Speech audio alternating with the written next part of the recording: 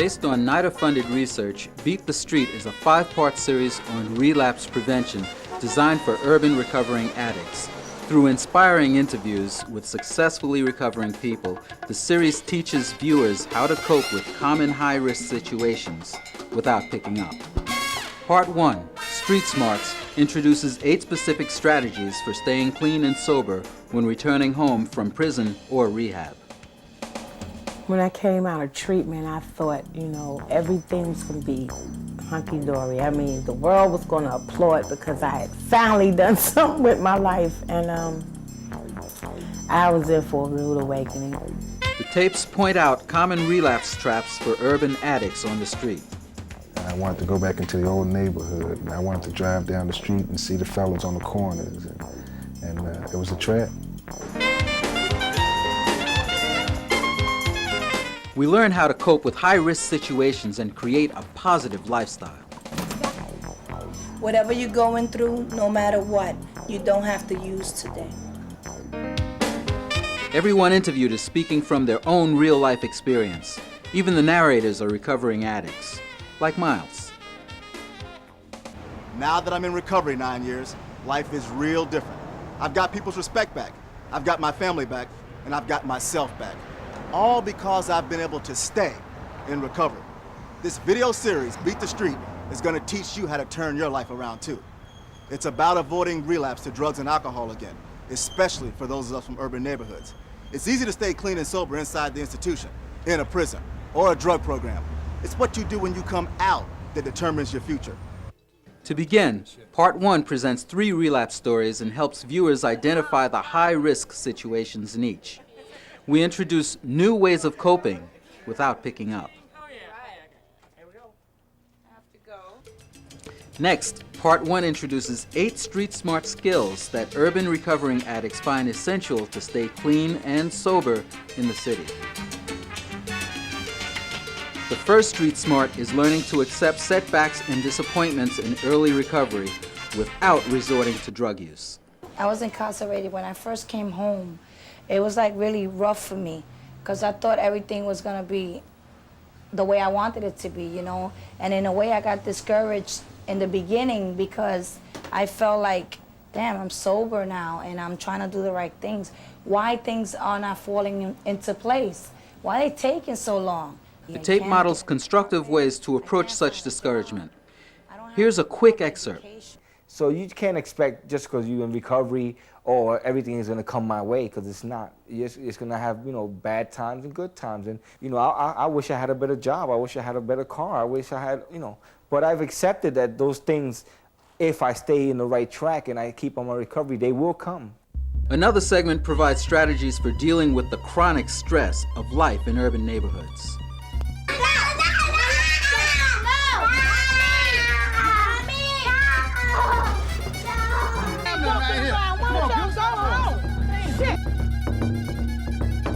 That's it. I'm through with you.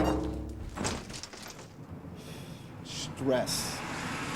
We've all got a lot of that in our lives. And if you don't have ways of dealing with stress when it comes up, it can take you down. Next, the program shows constructive ways to keep recovery on track and presents 6 other street smarts clients need in early recovery. For example, get a support system. Resist the trap of easy money. Remember the end of your story.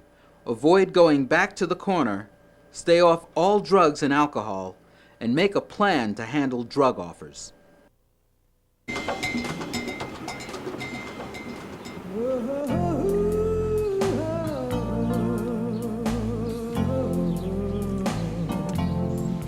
I can remember being in treatment for 28 days, and the whole 28 days they was asking us about housing and transitional housing, and I bucked for the whole 28 days. And I ended up out there, and I realized I ain't had nowhere to go but back to my grandma's house, which was still a crack house. I remember the person that I was getting high with was upstairs, and I knew they could easily talk me into getting high, so I figured I had a better chance if I just sit outside in a chair. And I knew it was a meeting somewhere around there that night, so I just sit in a chair waiting for that meeting.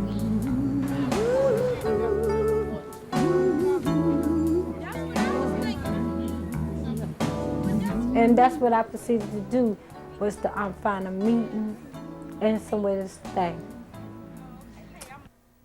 Hi, I'm a recovering addict and my name is Rose. The first time I got out of rehab, I tried to do it my way too, without a clean, sober, and safe place to live. Guess what? I ended up right back out there on another vicious run.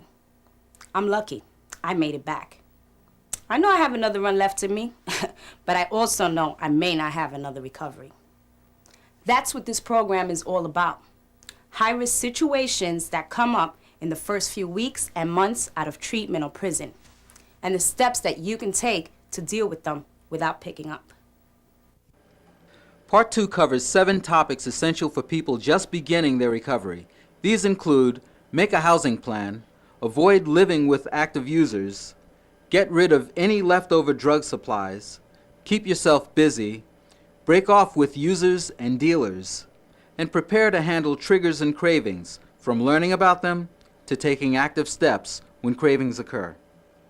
Finally, identify and use your support system, including family, counselors, 12-step programs, sponsors, and religious groups. Here's how we handle the segment on religious groups. Allahu Akbar. I knew that the meetings were to save my behind. Church is to save my soul. That's the difference. Some people find that going to a church, a mosque, or a synagogue can offer comfort and strength, not only through the religion itself, but also through the community of people there. We all need somebody to lean on. I like my choir. I love them. Basically because they've seen the destruction I took myself through. They've seen me come to rehearsals and cuss every living soul, everybody, and they didn't tell me to get out. I think it's like 5 or 6 women in this choir that personally know me, and we can just talk if I have something going on. They listen. No, they're not in recovery, so it doesn't mean that I have to have a recovery person in my network as far as support. They know me, and they're always there. You know, they've been there through the bad times and the good times, and it's special.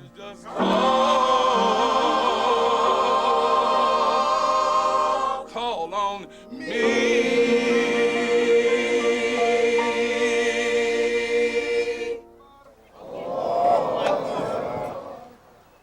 For many African Americans, Islam has been a key part of their support system.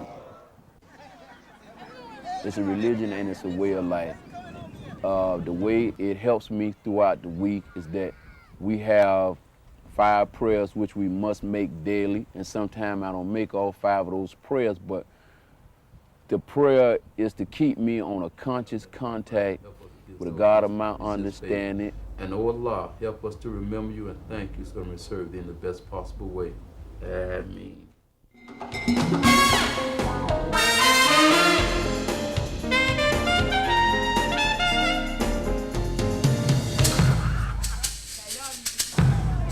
Part 3, Recovering Relationships, is about high-risk situations that occur in early recovery involving families, partners, and kids, and how to cope with them.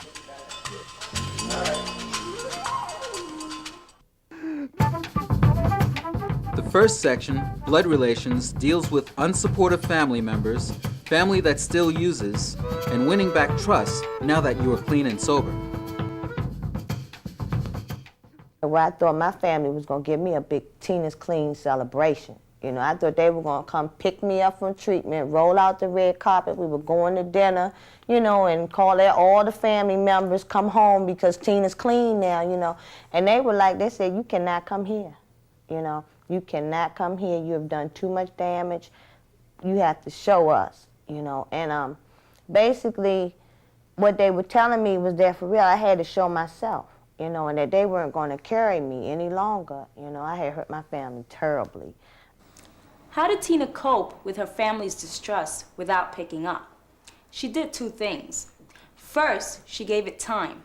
She realized that things weren't going to change overnight. Second, she showed them that she could be consistent in attending self-help groups, going to college, and raising her daughter. After a period of time, their distrust gradually began to disappear. I can go over to my parents' house today and have free run of the house. I can walk around and everybody else doesn't have to carry their purse with them. You know, I can go to the bathroom and not go in people's drawers and take their money. And they trust me to do that today.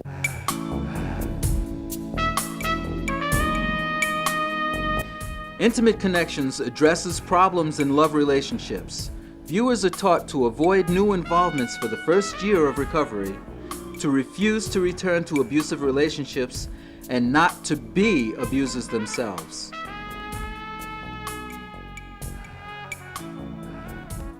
Part 3 features both a woman's and a men's group, discussing issues relevant to relationships in recovery. Tio narrates the second half of Part 3. Hi, I'm T, a recovering addict. And before recovery, I didn't have great relationships. I was scared of intimacy, and women were just another drug for me. There is a whole segment on sex in early recovery. Yeah, despite what you might think, sex in recovery can be so much better than when you were using. After all, you can feel every sensation, now that you're not all numb. But sex in early recovery can also be a relapse trap.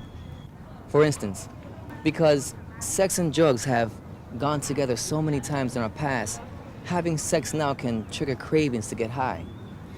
Being in a romantic situation automatically makes you want to pour a drink or pull out a drug.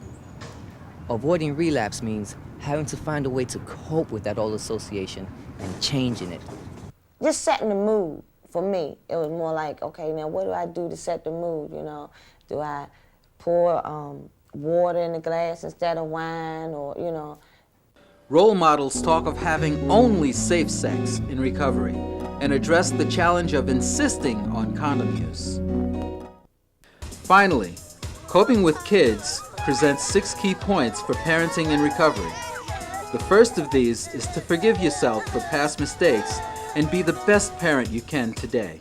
There's a lot of guilt, and you try to make up for so much bad things that you did to your children, like neglecting them by leaving, by getting arrested for 2 years, and just neglecting your child.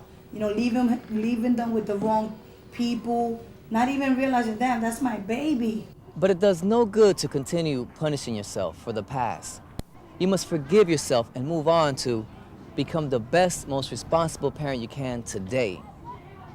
You know, I made a mistake, and mistakes we're gonna make in life, you know, and they're gonna make mistakes, and their kids gonna make mistakes, and that they got to learn, you know. But what I'm doing today is what counts.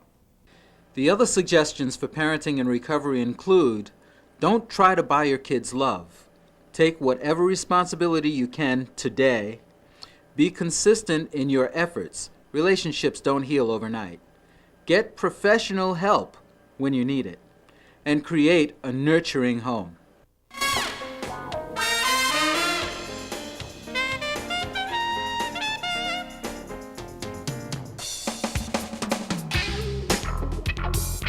Anger. Anger is probably what would get me back out there if I wasn't aware of it. Shame. Shame will make me drink because I say, oh, I'm such a bad person. Why not? You know, why not? Guilt. I felt guilty about everything. I felt guilty about past relationships. Self-pity. I always like to think that I'm the worst person in the world. You know, I'm not a good mother, I'm not a good daughter. Nobody loves me, poor me, oh, why not me? Feelings alone contribute to relapse, especially if you don't know how to deal with them.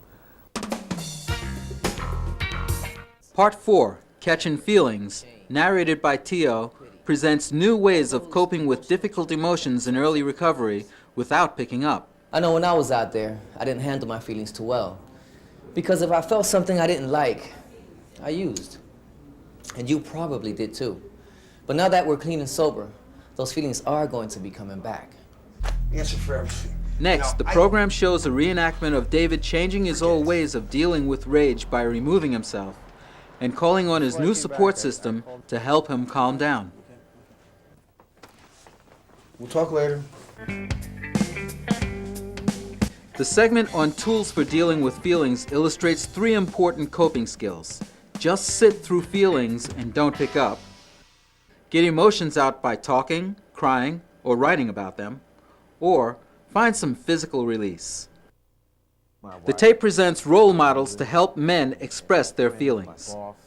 You know, I could start talking about things like that. And it didn't mean that I was a punk.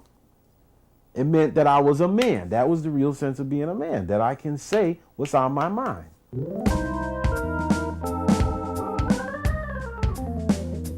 The last tool for dealing with emotions is learning ways to calm yourself down.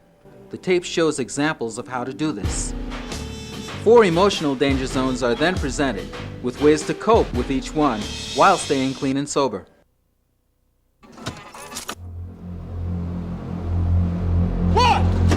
This reenactment demonstrates how Mariano used to act out anger destructively, which always led to getting high. But now he uses new coping skills and stays sober.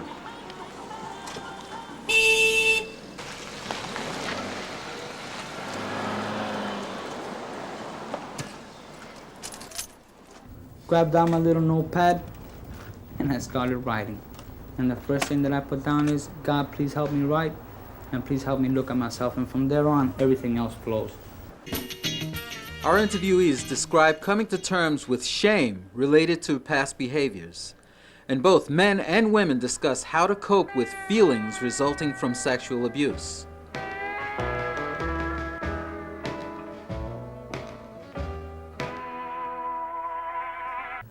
But it's pain. And that can also cause me to drink or use again. If I continue to hold on to that pain and don't acknowledge that it's there. And until I brought it out, it was like, wow. You know, it was like a weight lifted off of me. And when I told... Guilt and how to deal with it makes up the next segment. Finally, self-pity is addressed and how to deal with feelings that come up when things don't go right. Part 4 wraps up with a segment on dealing with chronic illness and recovery, like Alice with cancer. We asked her how, with a fatal illness, she kept from saying to herself, "Why me? I got clean for this." Yeah, I did get clean for this. I got clean for this. To go through my trials and tribulations, deal with what I have to deal with, clean and sober with the grace of God in front of me. That's what I got clean for. Michelle learned that she is HIV positive. We asked her how she keeps from relapsing. I thought about using, you know, like just say forget it and just throw it all in. But I didn't want to do that. I work and gain too much back to just throw that back like that. I worked too hard. I cried too many tears to just let that go. Part 5, the last tape in our series, is about long-term recovery, working, managing money, getting an education, and having fun without using. It's about forming a new identity as a productive member of society. The way I'm feeling today, I don't have to drug. I just get up and go, I put on my music, I dance, and I'm ready to go to work. It's about being responsible. If that's being square, fine. If being square means that I don't go to jail, fine. If being square means I don't get high, cool, I'll take it. Part 5 is narrated by Carmen, also in recovery from addiction. In recovery, I'm becoming a new person. I have a career that I love. My relationships are healthier. I've changed. Remember, sobriety is about more than just not picking up. It's about becoming the kind of person you always wanted to be, but couldn't when the drugs and the alcohol were in the way. The work segment addresses the many reasons to seek gainful employment as soon as possible in recovery. For money to pay the bills, to feel good about supporting yourself, and to help structure your time. Next, the tape deals with relapse triggers that recovering people can experience getting and keeping that first job. For example, unrealistic expectations. Don is now a lawyer. But when he first started recovery at the age of 37, he had almost no work history. He had to get real humble and learn to start at the bottom, building on one small success after another. He looks back on the unrealistic expectations he started recovery with. I thought I should go right in and become chairman of the board. But it didn't work that way. I had to go to apply for a job. First I had to catch the bus. And little things like get tokens. I had to ask somebody for tokens, you know, to catch the bus. And one of the first jobs that opened for me was a job at one of the major retail stores as, as a janitor. Now, I couldn't take that job and have somebody come up there to see a hell of a fellow like me sweeping the floor. But I took it. I mean, my support system, and that's why, again, you'll hear me refer to a support system a lot, got on me and said, well, you didn't have a job and you came in, you hadn't been working, you know, in years. As a matter of fact, I hadn't worked at the age of 37 over 10 months anywhere in my life. And here I wanted to go right away from nowhere to the top, and believing I had the necessary skills, but not really having them. Other relapse triggers related to work are feelings of inadequacy and trouble with authority. For example, I don't go on nobody's job today and tell them what to do with their job. I'll come home and talk about them. Or I'll go to a meeting. But my supervisor is my supervisor, regardless of what she do or what she don't do. the tape presents new ways of working that can help viewers succeed on the job, like doing your best. My job is, I really appreciate it now. I don't take it for granted. What I get paid to do, I do it. 9 to 5, the best of my ability every day. Whether I'm in a bad mood, good mood, that's my job, and I'm going to do it to the best. And I want to move on. I want to be able to, they always told me, if you want to get places, you have to put in to get out. And I'm putting in everything that I can. And admitting when you don't understand something or make a mistake. Not thinking you have to be perfect. But today it's a whole lot different. I'm not afraid to ask people to help me to achieve. Next, the program presents principles of money management in recovery, such as how to deal with financial stress, avoiding compulsive spending, and changing your priorities. Success is based on where you want to be as a person. I'm where I want to be right now, and that's, being accepted by my family, being loved, having a decent job. I feel like just as rich as Donald Trump when it comes to love.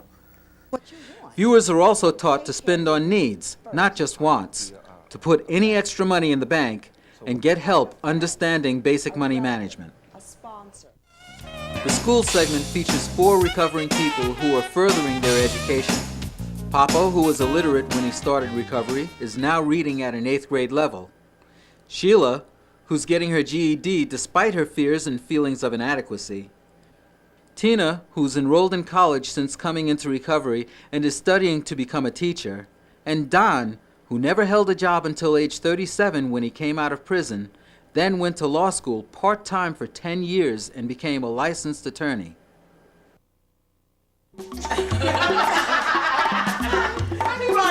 The Good Time segment addresses recreation, having fun without using drugs or alcohol.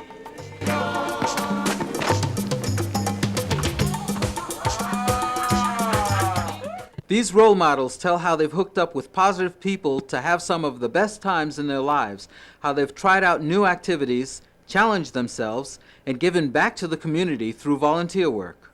Part 5 closes with an inspiring montage of role models talking about reclaiming their dreams now that they're clean and sober. And in the future, I am claiming a house because that's why I want to do what I want to do, so I could have a bank account and put some money in there and someday get a house and a comfortable car, a nice car. And stuff. I see myself married to a man that'll love me for who I am. Somebody that wants children because I want more children. A family, a house, and a new car. That's my dream, to have a new car someday. Buy a house, have children, and just live the rest of my life out sober and peaceful as I can. You know, keep contributing to the community. I can't stop giving what's given me life. I gotta give it back, you know. And that's it basically, and then take whatever else comes down the pipe, you know. To order any of the Beat the Street series, call 1-800-214-5680 or send purchase orders to Reelizations Media, 13 Barbers Court, Saugerties, New York, 12477. Quantity discounts are available.